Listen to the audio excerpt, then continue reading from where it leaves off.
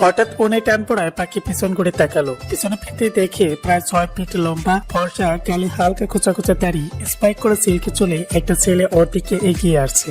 পাখি কিছু বুঝে ওঠার আগে ছেলেটা পাখির খুব কাছাকাছি চলে আসে আর পাখির গালে তার ঠোঁট দুটো ছুঁয়ে দেয়। আচমকা এমনটা হওয়ায় পাখি কিছু বুঝে উঠতে পারলো না।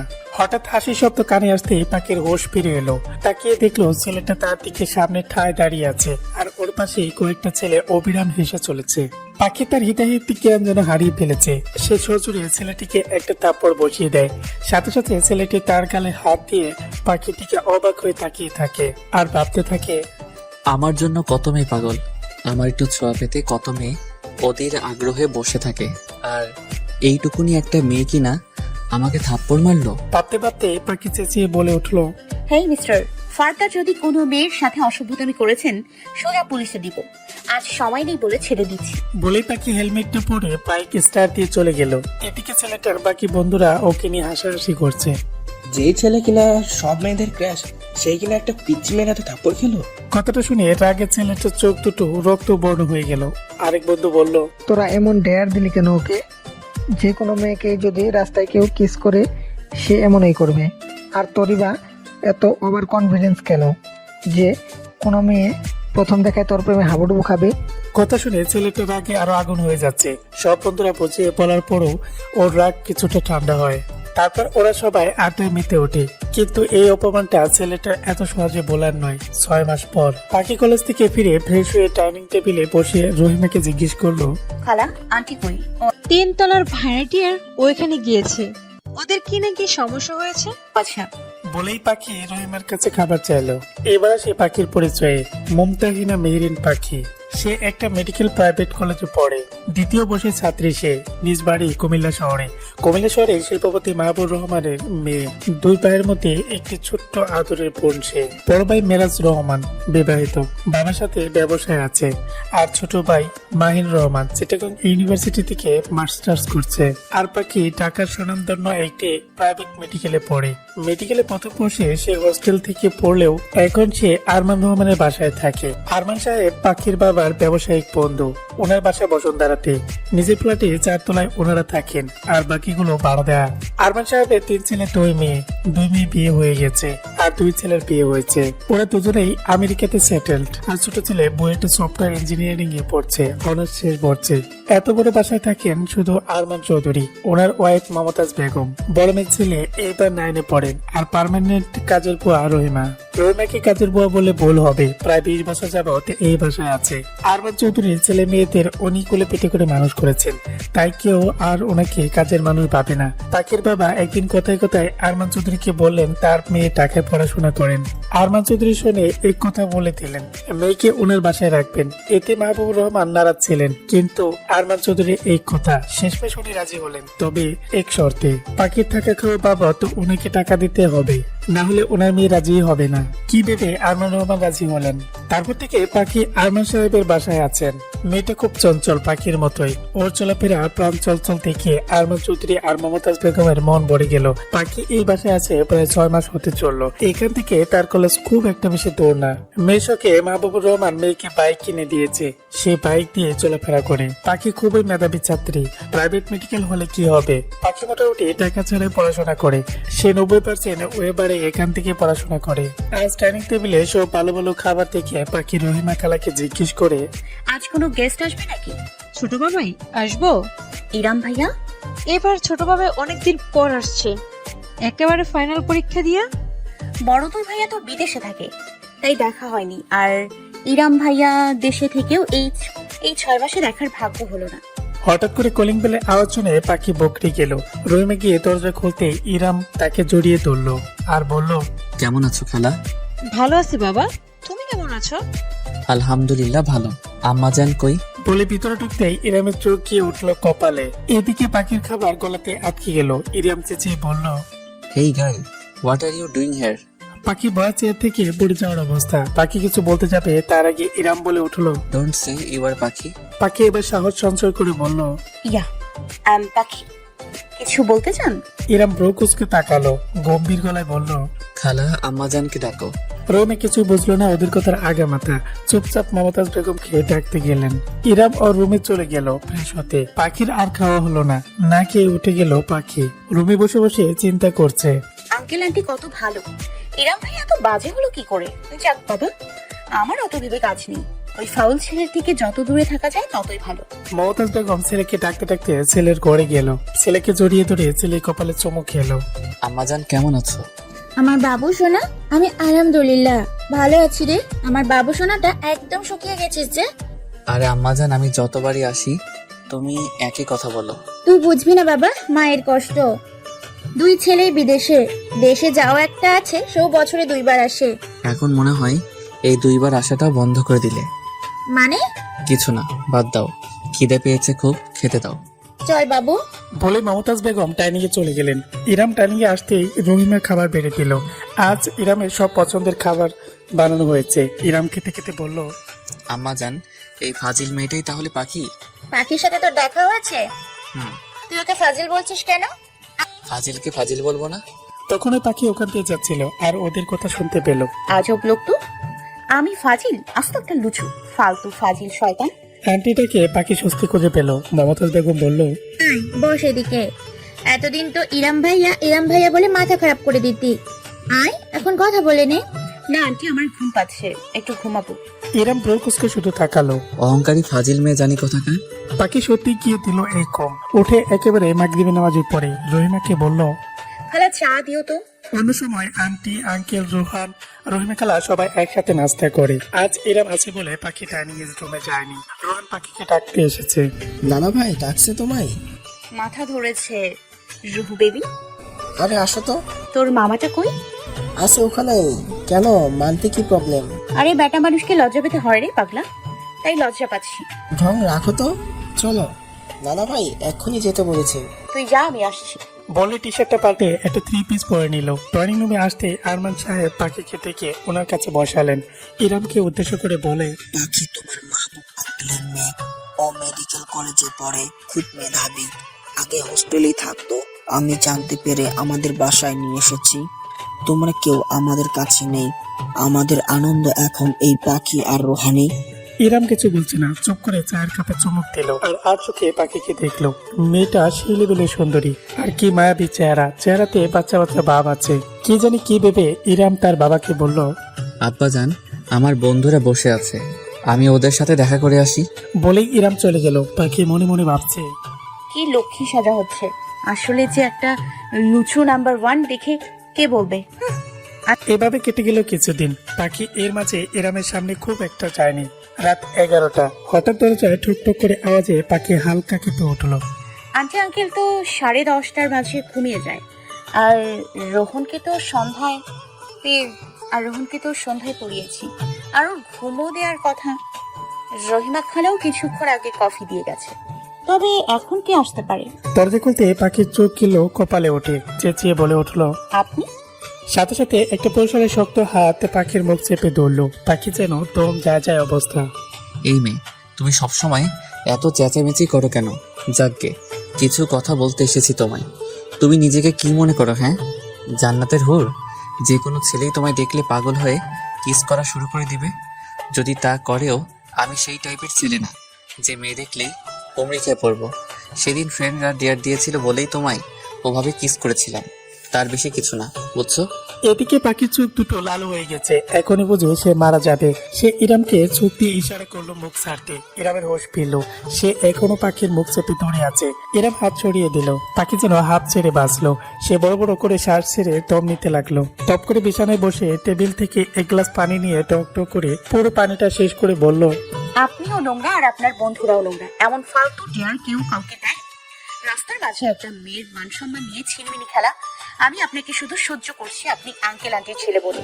নয়তো আপনার মুখ দেখতেও আমার রুচিতে বাঁধছে। ইরাম পাখির হাত দুটো দেয়ালের সাথে চুক্ত করে চেপে ধরে তাতে দাঁত চেপে বলে উঠলো, এই স্টুপিড, ইরাম চৌধুরী সেই টাইপের ছেলেই না। হাজারো মেয়ে ইরাম চৌধুরীর পেছনে লাইন লেগে দাঁড়িয়ে থাকে শুধু একবার দেখার জন্য। তো আমি এই ডেয়ারটা জিততে পারবো না ভেবেই ওরা এই ডেয়ারটা দিয়েছিল। কিন্তু ইরাম চৌধুরী কখনো হারতে শেখেনি। আর তোমার মতো হাজারটা মেয়ে ইরাম চৌধুরীর সামনে পিছে সারাক্ষণ ঘুরতে থাকে। এই ইরাম ওদের দিকে ফিরেও তাকায় না। বলেই ইরাম চলে যেতে নিল। পেছন থেকে পাখি বলে উঠল, আর এরকম হাজারটা ইরামকে পাখি জাস্ট ইগনোর করে। আর কি যেন বলেছিলেন, জান্নাতের হুর। পাখি নিজেকে জান্নাতের হুরই মনে করে, আর এই হুরের কাছে পাখি কোনো জাহান্নামী পাপিকে ঘেঁষতে দেয় না। বলে মুখ পাকিয়ে ঘুরে গেল। ইরাম পেছন থেকে বলল, অহংকারী দেমাগি মেয়ে। পরের দিন সকাল 9টা। পাখি কলেজে যাওয়ার জন্য বেরিয়েছিল। তখন সবেমাত্র ইরা ঘুম থেকে উঠে ডাইনিং টেবিলে আসছিল। অসাবধানতায় দুজনের মাথায় বাড়ি ছিল। ইরাম চোখ দুটো লাল করে বলল, এই মেয়ে চোখকে আকাশে নিয়ে হাঁটো, দেখে চলতে পারো না? আপনিও তো একটু দেখে শুনে চলতে পারেন নাকি? আমার আজকের দিনটাই খারাপ। তোদের সমস্যা কি বলতো? একজন আরেকজনের ছায়াটা পর্যন্ত সহ্য করতে পারিস না? তোমার ছেলে নিজেই আস্ত একটা সমস্যা, নতুন করে আর কি সমস্যা হবে বলো? কি করেছে ইরাম? তোমার ছেলেকে জিজ্ঞেস করো। বলেই পাখি হেলমেটটা নিয়ে বেরিয়ে গেল। কি রে, তুই পাখিকে কি করেছিস? ওই মেয়েকে কিছু করা লাগে? ও এমনিতেই জাস্ট একটা অসহ্য। কি বলিস না বলিস কিছুই বুঝতে পারি না। আম্মা জান, ও কি বাইক নিয়ে কলেজে যায়? কেন? আমাদের গাড়ি কই? রোহানকে যখন গাড়ি ড্রপ করে দিতে পারে, ওকে কেন নয়? ও বাইক নিয়ে চলতেই পছন্দ করে। এই শহরের রাস্তায় এত রিস্ক নিয়ে মেয়ে মানুষ হয়ে কেন বাইক দিয়ে চলাচল করতে হবে? ওর পছন্দ রে বাবু। পছন্দ না চাই, অহংকারী মেয়ে একটা। সারাক্ষণ ঝগড়া করে, আবার তাকে নিয়ে চিন্তাও করে। প্রতিদিনের মতো 4টায় পাখি কলেজ থেকে ফিরে খাওয়া দাওয়া কমপ্লিট করে একটি ঘুম দেয়। ঘুম থেকে উঠে মাগরিবের নামাজে পড়ে আঙ্কেল আন্টির সাথে নাস্তা করতে ড্রয়িং রুমে যায়। ওখানে গিয়ে দেখে আঙ্কেল আন্টির সাথে ইরাম আর সাথে আরো একটা ছেলে আছে। দেখে পাখি ফিরে আসতে নিলে আরমান সাহেব পাখিকে ডেকে ওনার পাশে এসে বসিয়ে দেয়। সাথে ছেলেটির সাথে পরিচয় করে দেয়। ও রায়হান, ইরামের স্কুল ফ্রেন্ড এবং বেস্ট ফ্রেন্ড। আর পাখিকে দেখিয়ে বলে, আমার বন্ধুর মেয়ে পাখি। পাখি রায়হানকে সালাম দেয় আর আঙ্কেলকে বলে, আঙ্কেল, আমি রোহানকে পড়াতে যাই। বলেই রোহানকে নিয়ে উঠে গেল। আর রহিমা খালাকে বললো পাখির রুমে দুজনের জন্য দুটো চা দিতে। এইদিকে রায়হান পাখিকে দেখে তো হতভম্ব হয়ে গেছে। ইরামের দিকে তাকাতেই ইরাম মাথা নিচু করে ফেলে। নাস্তা খাওয়া শেষ করে ইরাম আর রায়হান ছাদে চলে যায়। দুজনে দুটো সিগারেট ধরিয়ে টানতে টানতে বলে, এটা সেই মেয়েটা না? দুর্ভাগ্যক্রমে এটা সেই মেয়েটাই। ভাই কেমনে কি? এটা তো সিনেমাকেও হার মানাবে। আর বলিস না, বাড়ি আসার আগেই মায়ের মুখে শুনেছি মাহবুব আঙ্কেলের মেয়ে আমাদের বাসায় থাকে। শুনে খুশি হয়েছে খুব। মা বাবা একা থাকেন, ওনাদের সঙ্গী হলো, কিন্তু এসে দেখি এই অহংকারী ফাজিল মেয়ে। তুই ওকে অহংকারী বলতেছিস কেন? তোকে পাত্তা দেয়নি বলে? সেটা রেগে যাচ্ছিস কেন ভাই? তুই যা করেছিস এমন ব্যবহার করা তো স্বাভাবিক ব্যবহার। যে কোনো মেয়েই তখন এই কাজটাই করতো, আর যে করতো না সে নিঃসন্দেহে ভালো মেয়ে না। তুই বুঝতে পারছিস? সে ইরাম চৌধুরীকে থাপ্পড় মেরেছে আর এখন ইগনোরও করে যাচ্ছে। এটা কি স্বাভাবিক নয়? ওরা আরো কিছুক্ষণ ছাদে থেকে নিচে নেমে এলো। রায়হান সবার সাথে ডিনার করে চলে গেল। সেদিনে খাবারটা পাখি তার রুমেই খেলো। শুক্রবার, সাপ্তাহিক ছুটির দিন বলে আজ ঘুম থেকে ওঠার কোনো তাড়া নেই পাখির। সে যখন ঘুম থেকে উঠে তখন প্রায় 10টা বাজতে চললো। আসলে প্রতিদিনের রুটিন মেনটেন করে চলতে হয়। ফজরের নামাজ পড়ে একটু ঘুমিয়ে আবার উঠে কলেজের জন্য রেডি হয়ে বেরিয়ে যাওয়া। কিন্তু শুক্রবারটা আরামের দিন, কোনো কিছুতেই কোনো তাড়া নেই। তাই এই দিনটাতে অবলীলায় ঘুমিয়ে নেওয়া যায়। পাখি ঘুম ঘুম চোখে ডাইনিং এ এসে রহিমা খালাকে এক কাপ চা দিতে বলে পাশে থেকে একটা চেয়ার টেনে বসলো। ঘুমের ঘরে সে খেয়ালই করেনি তার অপোজিটের চেয়ারে ইরাম বসে আছে। ইরাম আর চোখে পাখির দিকে তাকালো। ফর্সা শরীরে কালো একটি টি শার্ট পরা, প্লাজোর সাথে আর গলায় কালো একটা ওড়না পেঁচানো। খুলে রাখা চুলগুলো সামনে লেয়ার কাট আর পেছনে পি কাট। চুলগুলি কোমর পর্যন্ত ছাড়িয়ে গেছে। গোল গঠনের মুখটাতে ঠোঁটের নিচে হালকা করে একটি তিল, যার সৌন্দর্যের 1000 গুণ বাড়িয়ে দিয়েছে। আর মায়ের চেহারা তো আছে। গমগম এই চেহারা দেখে ইরামের যেন নেশা ধরে যাচ্ছিল। তাই সে ভাবছে, এত সুন্দরও কোনো মেয়ে হতে পারে? এই মায়াবী চোখের নেশায় কখন যেন আমি ডুবে যাই। দূর, এসব আমি কি ভাবছি? অসম্ভব, এসব চিন্তা মাথায়ও আনা যাবে না। না, আমি তো এমন ছিলাম না। তবে ওকে দেখলেই আমার কেন ওর মাঝে হারিয়ে যেতে ইচ্ছে করে। আমি কি তবে খারাপ হয়ে গেছি? না, এই মেয়ের কাছ থেকে যতটা সম্ভব দূরে থাকাই মঙ্গল। রহিমা চা দিতেই পাখি মমতাজ বেগমকে উদ্দেশ্য করে বলে, তোমার ওই বাদর ছেলেটা কবে যাবে গো আন্টি? বলেই তাকাতে সামনে দেখে ইরাম বসা, চোখ দিয়ে যেন আগুন বেরোচ্ছে। পাখি বয়ে এদিক সেদিক তাকাতে লাগলো। আমার ছেলেকে নিয়ে তোর কি সমস্যা রে? এতদিন তো শুধু জিজ্ঞেস করতি আন্টি ইরাম ভাইয়া কবে আসবে, কবে দেখবো ওনাকে, উনি কি আমার ছোট ভাইয়ের মতো, ব্লা ব্লা ব্লা। এখন সারাক্ষণ দুটোতে তো আমার জেরির মতো লেগে থাকিস কেন? আমি কি জানতাম তোমার ছেলে একটা আস্ত বাদর? কি বললে? এভাবে যখন জিজ্ঞেস করছেন তাহলে নিশ্চয় শুনতে পেয়েছেন কি বলেছি। আবার শুনতে চান? না থাক, আর বলতে হবে না। কখন মেজাজ খারাপ হয়ে যাবে কিনা কি করে ফেলি তখন। আপনার মতো উগান্ডাকে কোনো বিশ্বাস নেই, যে কোনো সময় খারাপ কিছুই করে ফেলতে পারেন আপনি। ফাজিল একটা ছেলে। এই তোমার ডাইনির মতো মুখটা নিয়ে আমার সামনে এসো না তো। আমি তো আসবই, যার দেখতে মন চায় না সে যেন চোখ বন্ধ করে রাখে। বলে মুখ বেঞ্চি করে পাখি উঠে চলে যায়। তোদের সমস্যা কি বলতে বাবু আমায়? এই মেয়ে নিজে একটা সমস্যা আম্মাজান। কেন তুমি এতদিনেও তা বুঝতে পারোনি? কি কথা বলছিস? পাখির মতো লক্ষ্মী মেয়ে তুই পাবি দুই একটা? লক্ষ্মী না ছাই, ডাইনির মতো সারাক্ষণ খালি ঝগড়া করে। তুই কি কখন ওর সাথে ভালো করে কথা বলেছিস যে ও তোর সাথে ভালো করে কথা বলবে? আমি কেন ওর সাথে কথা বলতে যাব? সেই তুই কেন কথা বলতে যাবি? পাখির রাস্তা রেডি করো রাহিমা। পাখি প্রতিদিনের মতো কলেজে চলে গেল। কলেজে ওদের 5 জনই একটা গ্যাং আছে, পাখি, কণা, রিয়া, রাকিব আর শুভ। ফার্স্ট গার্ল হওয়ায় পাখির সাথে সবাই বন্ধুত্ব করতে চায়, তবে এই 4 জন নিঃস্বার্থভাবে পাখিকে ভালোবাসে। তাই তো কলেজের প্রথম দিন থেকেই তারা একে অপরের চান, কেউ কাউকে ছাড়া চলতে পারে না। তাদের 5 জনই এক আত্মা, আলাদা শরীর। কণা ওর কাজিনের সাথে রিলেশনে আছে, রিয়ারও একটা বয়ফ্রেন্ড আছে, ও মেডিকেলে পড়ে তবে ওদের সাথে না। রাকিবের স্কুল লাইফে একটা পিচ্ছি গার্লফ্রেন্ড আছে, আর বাকি হলো শুভ, ও লাভ করো মাসে মাসে গার্লফ্রেন্ড চেঞ্জ করে আর সারাক্ষণ পাখির আগে পেছনে ঘুরে ঘুরে শুধু আই লাভ ইউ বলে। পাখি জানে শুভ যে একটা ফাজিল, তাই ও খুব একটা গুরুত্ব দেয় না ওকে, কিন্তু শুভ পাখির কেয়ার করে সবচেয়ে বেশি। পাখির জন্য যেন সে আকাশের চাঁদটাও এনে দিতে পারে। ওদের ক্লাস টাইম শেষ হয় 3:30টায়। আজ শুভ সবাইকে ট্রিট দেবে, কারণ আজ ওর নতুন একটা গার্লফ্রেন্ড হয়েছে। পাখি আন্টিকে ফোন করে বলে দেয় আজ বাসা যেতে একটু লেট হবে। শুভ তাদের সবাইকে ট্রিট দেবে। সবাই মিলে পাশে একটা রেস্টুরেন্টে যায়, খাবার অর্ডার করে সবাই গল্প করছে। কণা বলে, কিরে অশুভ, এটা তোর কয় নম্বর গার্লফ্রেন্ড? শুভ হাতে কিছু একটা নিয়ে গুনে বলে, খুব বেশি না, 26 নাম্বার চলে। শুনে সবার মুখ হা হয়ে রইল। তখনই খাবার চলে এসেছে। খাবার আসতেই পাখি বলে, যা দোয়া করে দিলাম তোকে, মাসে তোর 3টা করে গার্লফ্রেন্ড হোক, আর আমরা যেন মাসে এমন 3টা ট্রিট পাই। শুনে সবাই হেসে উঠলো। শুভ মুখটা কালো করে বলে, তুই রাজি হয়ে যা না, তোকে নিয়েই সারাটা জীবন কাটিয়ে দেব, বিশ্বাস কর। রাখ তোর ড্রামাবাজি শালা, তুই আমাদের সুপার হিরো।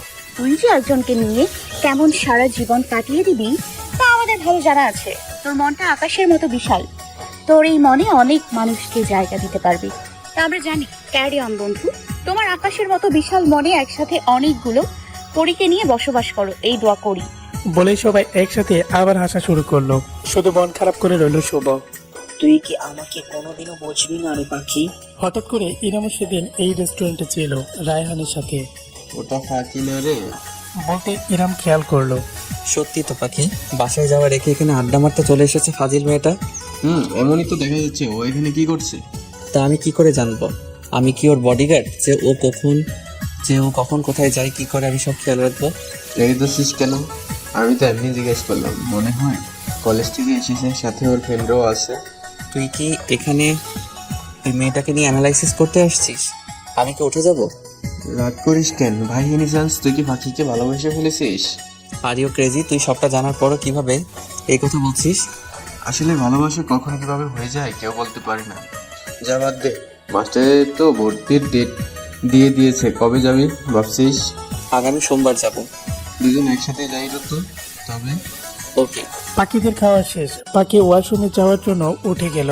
বাকিরা সবাই বসে গল্প করছে। ওয়াশরুম থেকে ফেরার পথে পাশের টেবিলে তার কাটা লেগে কোনো এর উপরে কিছুটা অংশ কেটে গেল, আর টপ টপ করে রক্ত পড়ছে সেখান থেকে। এটা থেকে সব বন্ধুরা অস্থির হয়ে গেছে। শুভর অস্থিরতার শেষ নেই, সে কি করবে ভেবে পাচ্ছে না। পাগল হয়ে যাওয়ার অবস্থা ওর। একটু দেখে চলতে পারিস না? পলি ব্যাগ থেকে স্যাভলন বের করে ক্লিন করে দিয়ে একটা ওয়ান টাইম ব্যান্ডেজ লাগিয়ে দিল। ডাক্তার